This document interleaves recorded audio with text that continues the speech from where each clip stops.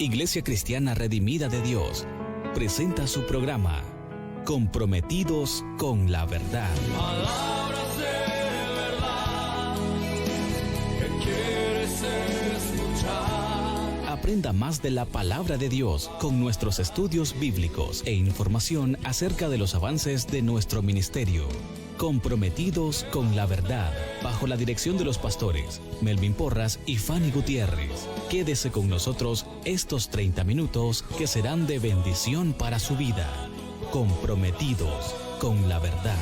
Palabras de verdad que quieres escuchar son solo para ti, Señor.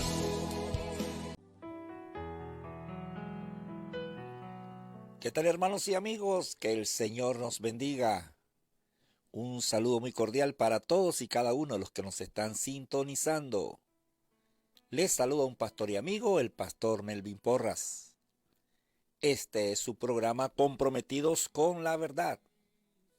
Programa que transmitimos todos los martes desde esta prestigiosa emisora, Radio Restauración, en los 107.9 FM, desde Managua, Nicaragua, para todo el mundo.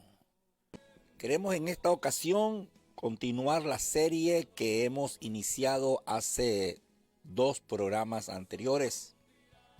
Los profetas mayores. Estamos estudiando los profetas mayores. Vamos a ver hoy el libro de Isaías. En el programa anterior estuvimos hablando acerca del ministerio y el llamado del profeta Isaías en el capítulo 1 hasta el versículo 1 y versículo 9. Hoy vamos a continuar. Decíamos que los profetas mayores, en la Biblia encontramos 5 libros conocidos como los profetas mayores: Isaías, Jeremías, el libro de Lamentaciones, Ezequiel y Daniel. Son profetas mayores por el periodo que ellos duraron en su ministerio profético, por el volumen de sus libros. El mismo Isaías dice que su ministerio lo realizó durante el reinado del rey Usías, Jotam, Acaz, Ezequías, reyes de Judá. Así que fue un periodo muy extenso, por eso se le llaman profetas mayores. Veníamos diciendo en el programa anterior que Dios estaba llamando a su pueblo a que se pusiera a cuenta con él. Y unas palabras fuertes en el versículo 3 les decía: el buey conoce a su dueño, el asno el pesebre de su señor. Israel no entiende, mi pueblo no tiene conocimiento. Estábamos diciendo del decaimiento espiritual del pueblo de Dios. Qué tremendo cuando nosotros somos conocedores de la palabra de Dios y al mismo tiempo descuidamos nuestra vida espiritual. El decaimiento espiritual no llega de la noche a la mañana, sino a través del descuido, aquello que viene paulatinamente minando nuestra relación con Dios. Ahora va a llamar el Señor a su pueblo a que se ponga a cuentas con Él. Y me encanta porque Dios no los desecha. Dios no los descarta. Los está llamando a que se pongan a cuenta. Miremos sí primeramente el versículo 10. Príncipes de Sodoma, oíd palabra de Jehová. Escuchad la ley de nuestro Dios, pueblo de Gomorra. Entonces, si lo leemos de una manera así superficial, aparentemente está contradiciéndose, porque decimos, si Dios le está hablando a su pueblo, ¿por qué menciona a Sodoma y Gomorra? Está usando esa figura para llamarle la atención a ellos, que la condición espiritual de ellos, del pueblo de Dios, está similar a la de Sodoma y de Gomorra cuando fueron destruidas. Sodoma y Gomorra fueron dos ciudades que fueron destruidas por su decaimiento moral, por la depravación moral que había en ellos. Fueron desaparecidas porque Dios no toleró el pecado de estas dos ciudades. Y la Biblia nos relata la historia en el Génesis capítulo 19. Fuego cayó sobre estas dos ciudades y fueron destruidas. Ahora Dios le dice a Israel que ellos se están comportando como se comportaron esas dos ciudades.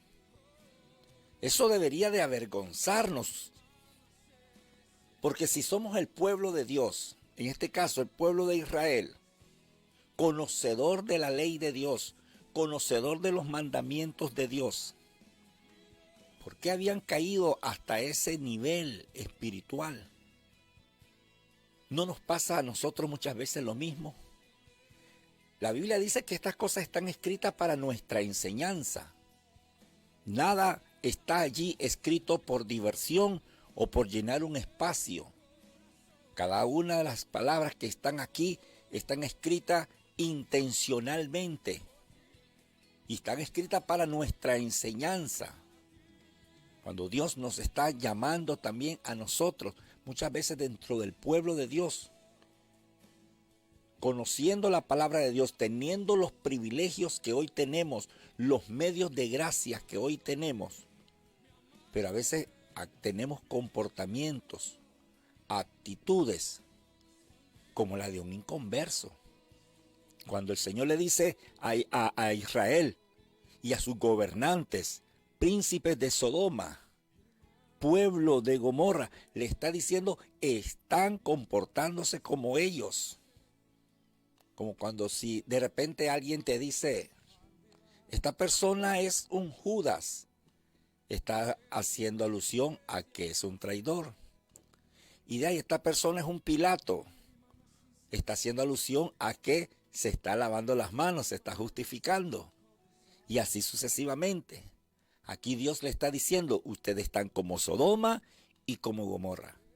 Que le está diciendo, su vida espiritual ha decaído tanto que se están comportando como los peores, peor que un impío, porque se entiende que el impío actúe así porque no conoce a Dios ni conoce de Dios.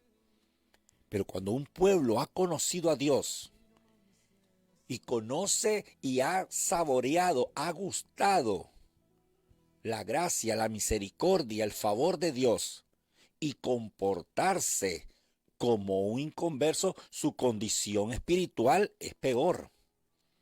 Así que Dios le dice luego, ¿para qué me sirve? Note el versículo 11 de Isaías 1.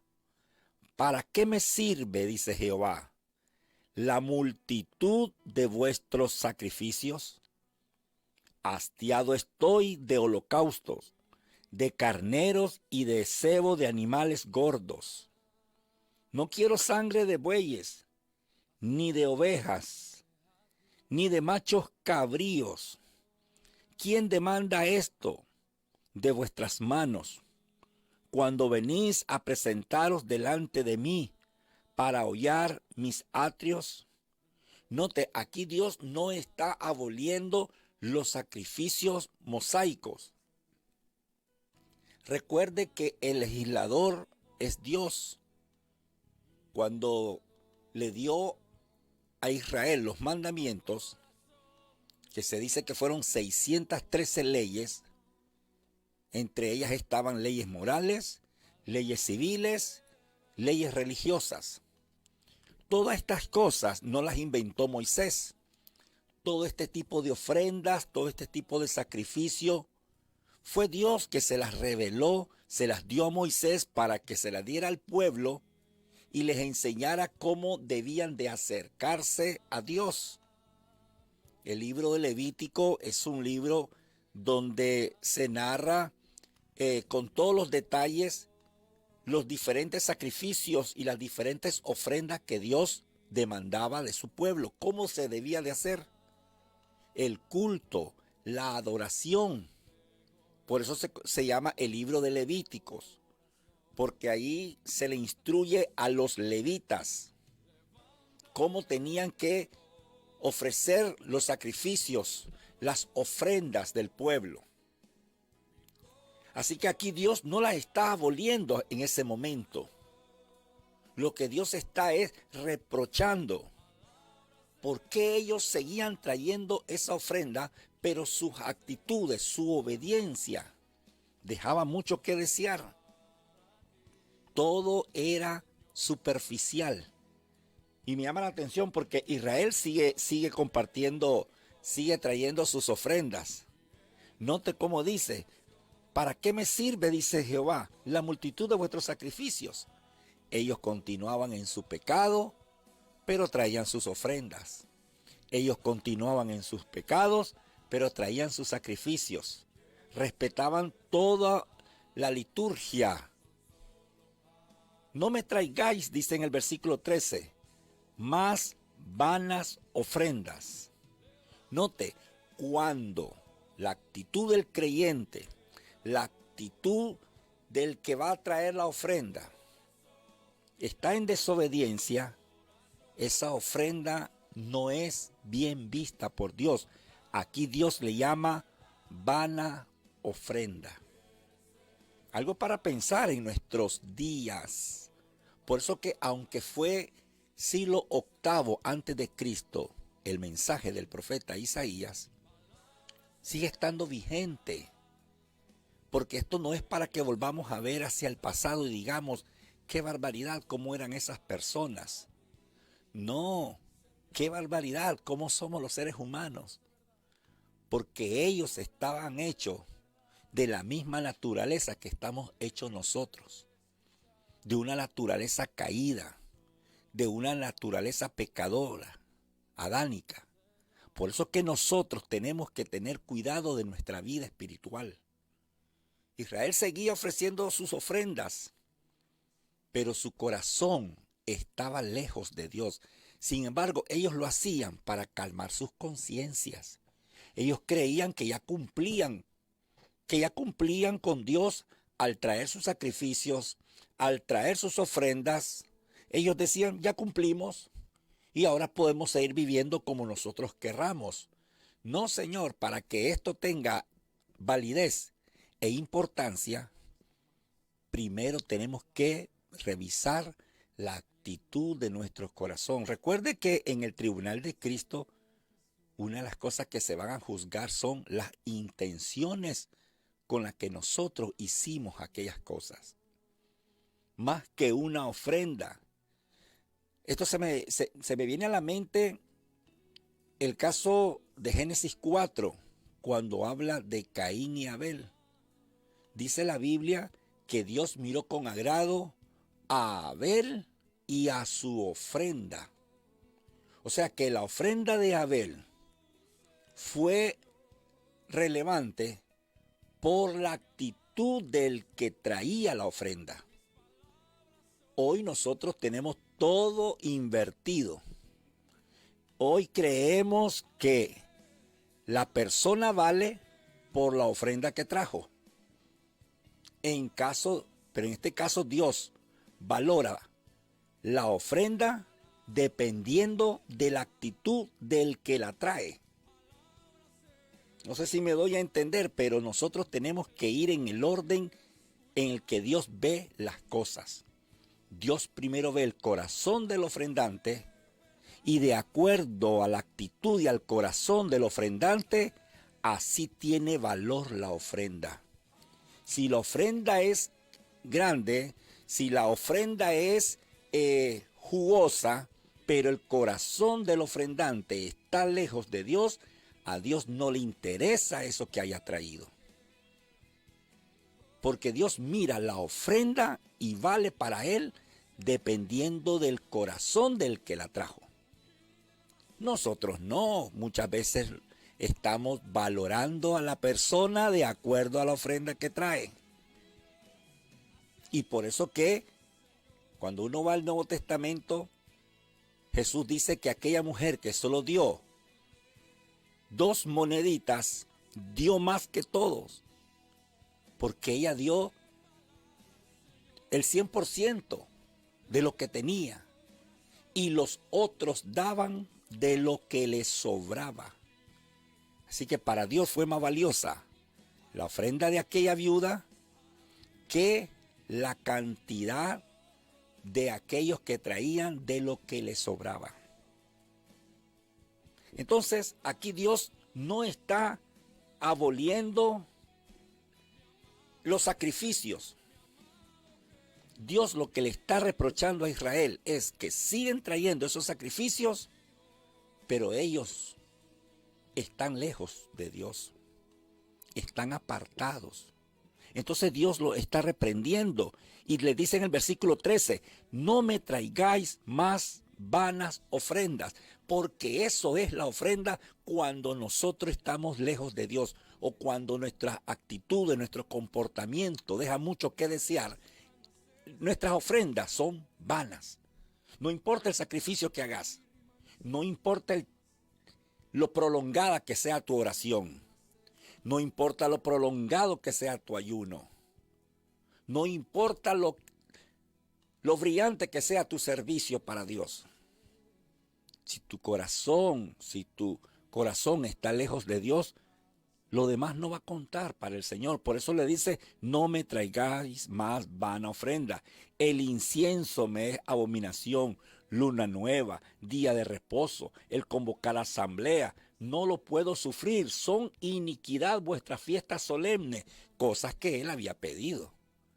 No, si Israel esto no se lo había inventado, Moisés no se lo había inventado, todas estas cosas que Dios está mencionando y todos estos estilos de ofrenda o tipos de ofrendas semanales, anuales, mensuales, toda la liturgia, todo el calendario litúrgico que ellos respetaban, era porque Dios se los había dado, era Dios que le había revelado a Moisés que les ordenara a los levitas cómo debía de ser la adoración, cómo debía de ser el culto, cómo debían de ser las ofrendas.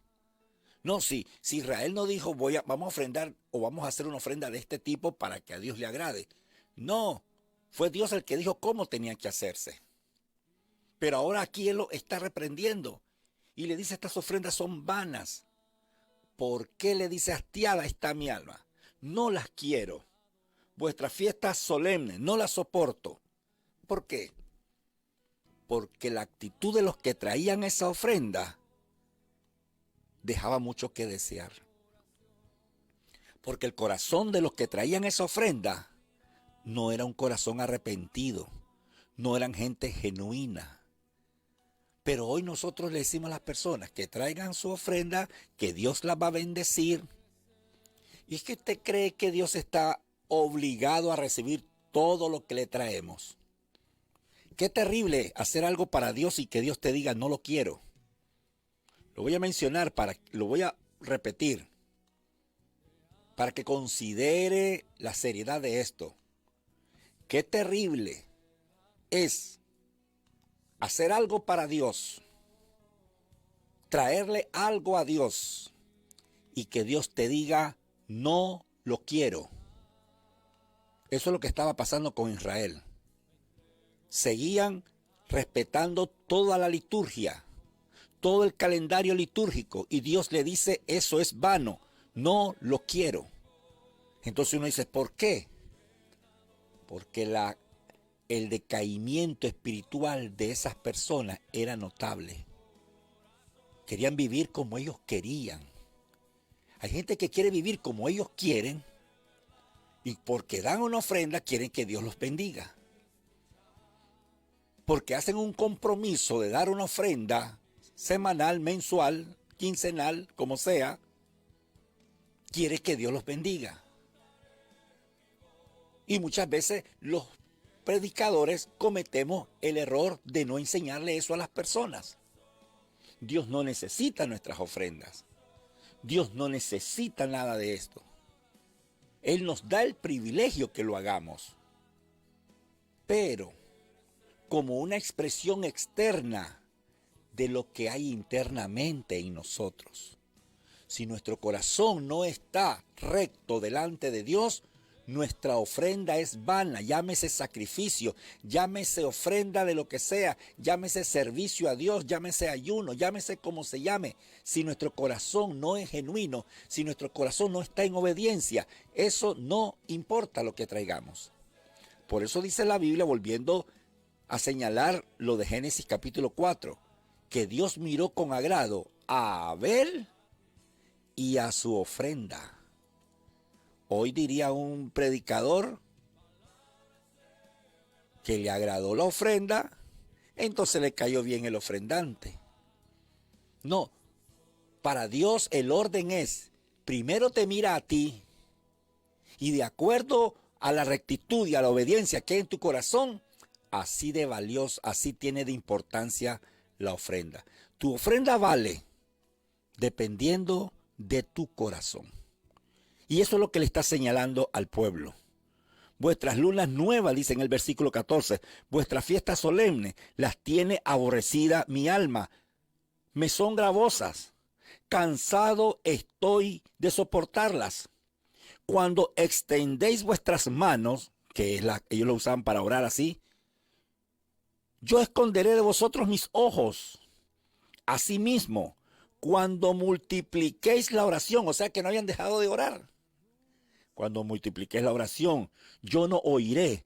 Llenas están de sangre vuestras manos. Lavaos, limpiad, quitad la iniquidad de vuestras obras delante de mí, de delante de mis ojos. Dejad de hacer lo malo, o sea que ellos seguían haciendo lo malo. Oraban, ayunaban, ofrendaban, guardaban el sabbat, guardaban todas las fiestas solemnes, pero no dejaban de hacer lo malo. Entonces Dios le dice, no lo quiero. Tu ofrenda es vana, porque sigues haciendo lo malo. Pero Señor, traemos ofrendas, pero Señor, traemos ayuno y no nos responde. Pero Señor, guardamos el sabbat, pero Señor, guardamos la luna nueva, el día de reposo. Pero Dios le dice, pero sigues haciendo lo malo, no lo quiero. Aprended a hacer el bien, le dice en el versículo 17. Buscad el juicio, rectitud. Buscad la rectitud. Y en el versículo 18 dice, venid luego, dice Jehová, y estemos a cuenta. Dios le está diciendo al pueblo, vengan, pongámonos a cuenta. Es a ustedes que los quiero. Querido, es a nosotros que nos quiere Dios. Es a nosotros. Y una vez que nos apartamos de lo malo, que no tenemos el pecado como estilo de vida, ni nos gozamos en él. Una vez que amamos lo que Dios ama y aborrecemos lo que Dios aborrece, entonces lo que hagamos y lo que demos para Dios tendrá valor. De lo contrario, todo será en vano. Pero lo que a mí me gusta es lo que dice el versículo 18. Venid luego, dice Jehová, y estemos a cuenta. O sea que a pesar de que ellos habían caído en apostasía, a pesar de que había un decaimiento espiritual y que el pueblo estaba haciendo lo malo, Dios le dice, estemos a cuenta, no los descarta, los llama a ponerse a cuenta. Si vuestros pecados fueren como la grana, como la nieve serán emblanquecidos. Si fueren rojos como el carmesí, vendrán a ser como blanca lana. Si quisiereis y oyereis, comeréis el bien de la tierra. Si no quisiereis y fuereis rebelde, seréis consumidos a espada, porque la boca de Jehová lo ha dicho. Le entrega al pueblo la opción de ponerse a cuenta. Ojalá nosotros también podamos reflexionar y ponernos a cuenta antes que sea demasiado tarde. Apartarnos de las cosas que usted sabe que no le están agradando a Dios, porque cada quien sabe más cuando somos conocedores de la palabra de Dios. Israel no era ignorante. Ellos conocían el culto, la adoración, los mandamientos. ¿Por qué guardaban todas estas fiestas solemnes? Porque ellos las conocían. Ellos sabían lo que a Dios le agradaba y lo que a Dios no le agradaba. Ellos sabían lo que era pecado y lo que no era pecado. No, si el problema no era de ignorancia, el problema era de rebeldía. Y el pecado de rebeldía se castiga más fuerte que el pecado de la ignorancia. Porque aquel lo hace por hierro, por ignorancia, erró, porque no sabía. Pero aquel sabe, y aún sabiendo, desafía a Dios en desobediencia, hay mayores consecuencias. Por eso Dios le deja la opción y le dice, si quisieres y oyeres, comeréis el bien de la tierra. Si no quisieres y fueres rebelde, note que aquí le dice, si fueres rebelde, porque Dios sabe que ellos sabían. Si no quisieres y fueres rebeldes, habrán consecuencias. Seréis consumidos a espada. Le está diciendo, vendrán consecuencias, porque es imposible desobedecer a Dios sin sufrir las consecuencias. Cité la vez pasada lo que dice Proverbios 6, y lo vuelvo a citar. Tomará el hombre brasa en su seno sin que sus vestidos ardan. Imposible. Pecará sin sufrir las consecuencias. Imposible. Por eso Dios nos está llamando. Examinemos nuestros caminos. Observemos cómo está nuestra actitud, nuestra vida espiritual delante de Dios. Y pongámonos a cuenta que Dios primero te quiere a ti. Y dependiendo de tu actitud, de tu obediencia, tiene valor tu ofrenda. Que el Señor nos bendiga. El tiempo se me ha terminado y vamos a continuar el próximo programa hablando de el mensaje del profeta Isaías. Por lo pronto me despido con este pensamiento. Lo que hoy es un problema, si oras a Dios, mañana será un testimonio. Bendiciones. Corazón, mira tu corazón. Palabras de verdad. Iglesia Cristiana Redimida de Dios presentó su programa Comprometidos con la Verdad.